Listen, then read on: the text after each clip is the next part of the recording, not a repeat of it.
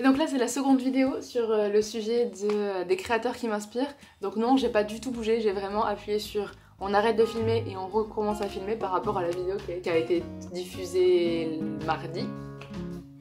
Donc là, je vais t'en parler de 3 aujourd'hui des créateurs qui m'inspirent. Alors déjà, il y a, enfin 3 ou 4, ça dépend comment on voit ça. Il y a la chaîne Parlons peu mais parlons, qui était initialement Parlons peu, parlons cul, de Juliette Rezanini et mode de Bettina Marie.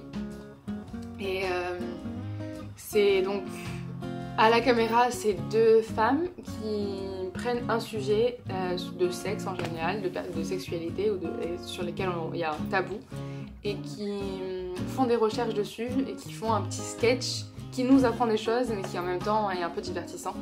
Et je trouve ça génial parce que personnellement ça m'a appris beaucoup de choses sur mon corps que je connaissais pas. Et je pense que je suis pas la seule parce que j'ai eu une éducation à l'école classique et je pense que du coup on est pas mal à ne pas savoir tout ce genre de choses.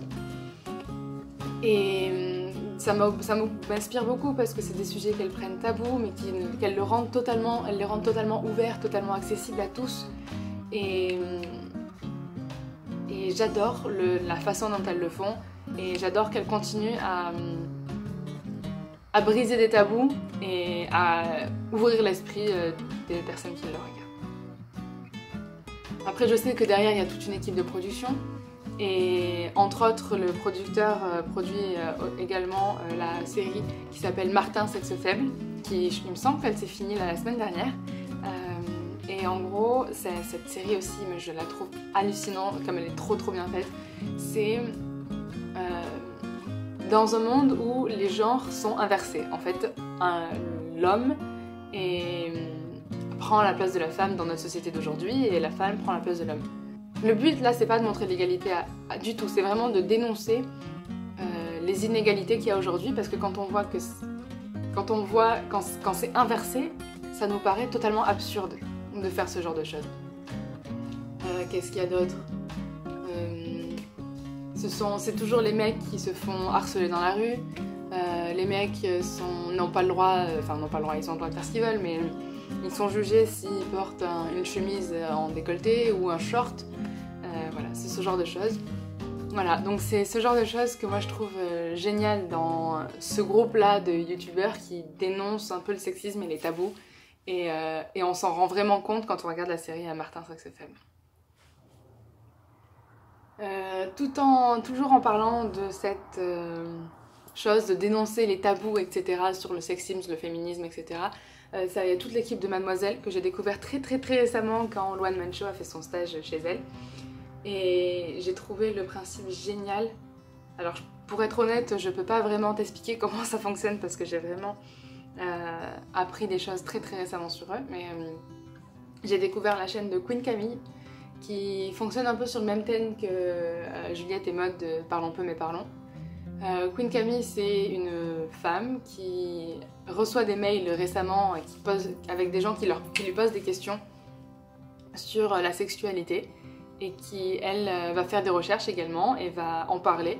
Même si elle fait pas forcément de recherches, elle va juste en parler et elle va juste répondre ce qu'elle pense, mais du coup ça va permettre encore de dédramatiser la chose, de voir une personne, une femme qui parle de sexualité sur YouTube sans tabou, qui dit vraiment ce qu'elle pense. Et donc Queen Camille, c'est vraiment que cette chaîne là, mais il y a énormément d'autres personnes qui participent à Mademoiselle en général. Et je pense que si Mademoiselle n'existait pas, Queen Camille ne pourrait pas exister non plus puisque la plupart des vidéos de Queen Camille sont démonétisées et que puisque c'est ce qu'elle fait tous les jours, pas tous les jours mais c'est son travail quoi, si Mademoiselle n'existait pas, si le site de Mademoiselle n'existait pas, qu'il n'y avait pas des revenus d'argent comme ça, la chaîne de Queen Camille, je pense qu'elle ne pourrait pas exister. Et donc du coup je remercie, j'admire énormément tout ce que fait Mademoiselle et ce que fait également Queen Camille. Et la dernière personne dont je vais vous parler, c'est encore une fille. Purée, je viens de me rendre compte que je vous ai parlé que d'un seul homme. Écoute, chacun c'est... Je sais pas pourquoi je parle que de meufs. Non, il y a un homme qui s'appelle... c'est Pierre de Changer le monde en 2 heures, dont je vous avais parlé dans la vidéo précédente. Et c'est étonnant quand même de se dire que je suis que des meufs. Après, j'en suis encore, il y a plein de youtubeurs dont je vous ai pas parlé, mais par exemple la chaîne qui s'appelle... La chaîne s'appelle Et tout le monde s'en fout. Et c'est un homme de base qui fait des vidéos dessus et tout. Et je me suis rendu compte très récemment que j'aimais beaucoup ses vidéos parce qu'en fait ça parlait de tout ce dont je veux parler aussi. Et c'était hyper bien fait. Mais bon, je vous ai pas parlé de ma dernière youtubeuse dont je voulais absolument vous parler. C'est une des premières vraies youtubeuses que j'ai vraiment suivies longtemps et que je suis toujours. Elle s'appelle Lily Singh, sur YouTube, on peut la trouver sur Superwoman. Donc elle fait un truc avec ses doigts comme ça là pour faire le S de Superwoman, j'imagine que ça se voit là. Et en gros, elle je connais vraiment toute sa vie parce que je suis ses vlogs depuis un moment, donc là je vais pouvoir t'en parler un peu plus. Elle a commencé YouTube quand elle était en dépression et elle se disait que faire des vidéos pour elle c'était quelque chose qu'elle aimait bien faire et si en plus de ça elle pouvait aider les autres en les faisant rire, en leur faisant passer 5 minutes par jour à rigoler ou à sourire au moins, ça pourrait être quelque chose de bien. Donc elle a fait des podcasts classiques sur les types de profs et voilà, sur les types d'élèves et tous les trucs tout classiques du début de YouTube. Mais bon, ça c'était il y a 7 ans je crois. Et puis au fur et à mesure ça a grandi. Donc là forcément elle a une équipe, elle gère une équipe. Elle fait toujours des vidéos, donc elle a sa chaîne de vlog et sa chaîne classique où elle fait toujours des vidéos humoristiques. Un peu plus engagée aujourd'hui, elle est engagée dans le féminisme, parce qu'elle vient d'une... Ses deux parents sont nés en Inde. Et donc ils ont immigré, ils ont déménagé au Canada avant qu'elle naisse. Et du coup, il y avait toujours cette part de sexisme dans la culture. Elle a été élevée dans une culture de sexisme sur une fille doit se marier très très jeune pour pouvoir avoir un mari, et puis elle doit être là pour lui cuisiner, et puis elle doit pas forcément travailler, elle doit pas faire des études, elle doit pas siffler, ce genre de choses. Et du coup, elle a été énormément dans cet esprit de non, je veux pas être comme ça, je veux me rebeller et je veux apporter cette rébellion, on va dire, à toutes les filles qui n'ont pas pour l'instant le courage de le faire ou qui n'ont pas l'idée même de le faire en regardant ces vidéos. Et elle participe à un mouvement qui s'appelle Girl Love, qui simplement, elle vend des bracelets qui sont faits dans les pays pauvres. Donc les pays pauvres, ça permet aux femmes de travailler, ce qui permet donc aux enfants de pouvoir aller à l'école. Et ces bracelets-là sont vendus, et le petit principe, le petit plus qu'elle fait, c'est que en général, donc c'est des bracelets qui, quand t'en achètes un, t'en prends un pour toi et un que tu donnes à une autre femme, une autre fille.